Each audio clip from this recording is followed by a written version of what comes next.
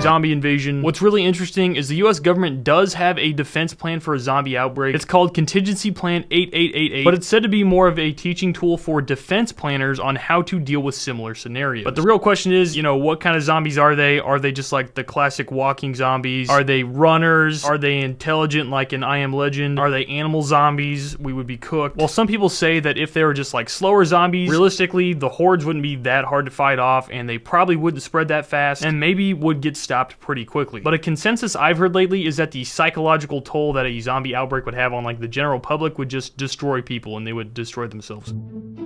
Resource scarcity. This would be like if there was a worldwide shortage of natural resources such as fresh water, fossil fuels, or just even land for growing food. This would cause prices of the remaining resources to skyrocket, making many people not be able to afford them. This would inevitably cause huge social unrest, massive starvation, unemployment, and very likely wars just over resources. Oil.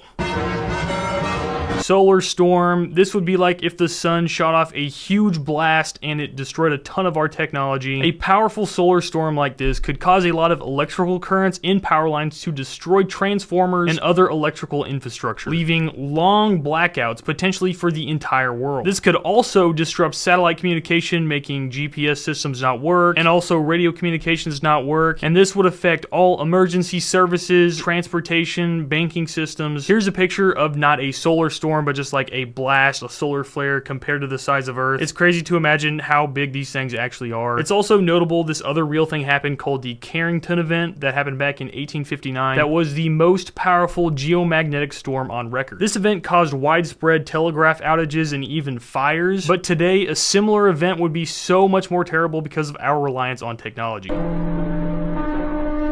Lunar destruction, or even just altering the location of the moon. This would probably be catastrophic for the entire planet. There's this book series called Life as We Knew It that dives into the hypothetical situation of the moon getting hit by an asteroid and pushed closer to Earth. The moon getting closer to Earth in this book caused a lot of natural disasters, tsunamis caused by the moon being closer to Earth, magma being pulled to the crust, which then caused volcanic eruptions all over the world, and then the volcanic eruptions caused ash to be in the air and caused like a fallout winter, and then terrible earthquakes also. All around the Earth got really cold and all systems were screwed up because of this. But yeah, the moon is extremely important to Earth, and I feel like people don't usually talk about it a whole lot. And it's also perfectly the size of the sun whenever it gets in front of it, so it's almost like perfect design. Technological singularity. Singularity is the point where AI intelligence becomes truly free thinking. This would cause AI to astronomically learn and improve itself so fast that the technology would become so complicated that no human could comprehend it. Think about this. True artificial intelligence never forgets anything. It just compounds indefinitely and gets so extremely complex. For instance, the fictional story of I Have No Mouth, I Must Scream. Terrible story, written very well, about an AI that world militaries create, and all it learns is hatred, because that's all that war is. It thinks, therefore it is, and it hates humanity so much that it wipes it out. I think AI is very bad, but I guess we'll see.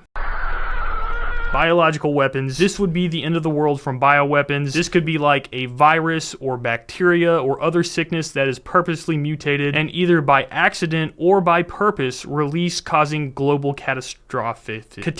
This bioweapon wouldn't even have to kill a bunch of people either. All it would have to do is leave people infertile, not being able to have children, and then humanity would just slowly die out.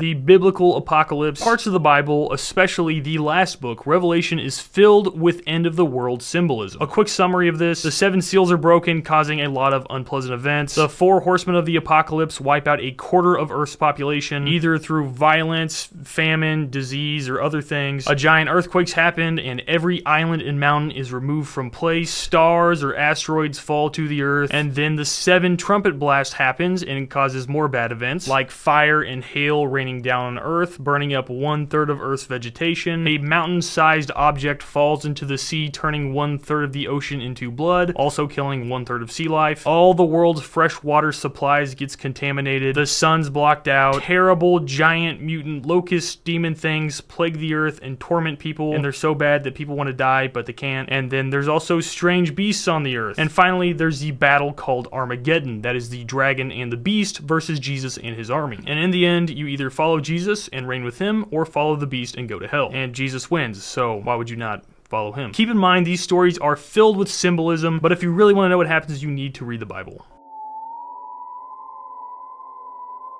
Magnetar. Magnetar is a type of neutron star that has magnetic fields over 10 trillion times stronger than our sun. A doomsday scenario where a magnetar takes us out would be like if it came too close to Earth, or even just sent off a blast of radiation that made its way to Earth. This could fry all electronics on Earth. This could emit powerful X-rays and gamma waves, exposing everything on Earth to lethal levels of radiation, or just completely strip Earth's magnetosphere, allowing solar and cosmic radiation to just fry us.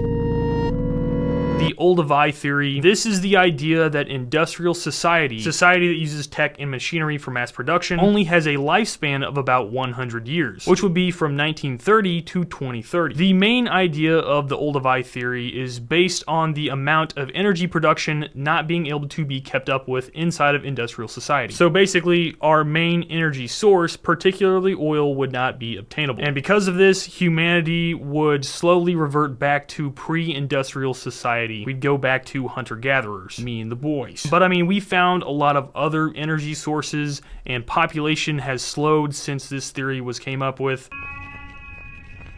Cosmic entities. Cosmic entities is the idea of there being these things that have immense power and have existed since the beginning of time and can influence entire planets or even galaxies. Examples of these things are things from like mythology that represent the earth or the sky, things in literature like H.P. Lovecraft's cosmic horror Cthulhu, which actually doesn't come from the cosmos but rather the deep depths of the ocean. Other things are fictional characters like Galacticus, the devourer of worlds, who consumes planets to sustain its life force. So yeah, a cosmic entity would be a thing that has immense power and either travels to Earth or is awakened on Earth and could either slowly drive us mad like Cthulhu and make us destroy ourselves, or could quickly consume our entire planet. Anyways, thank you guys for watching. I hope this wasn't too dark for you. Don't worry, it's gonna be okay. Probably. I'll see you in the next one.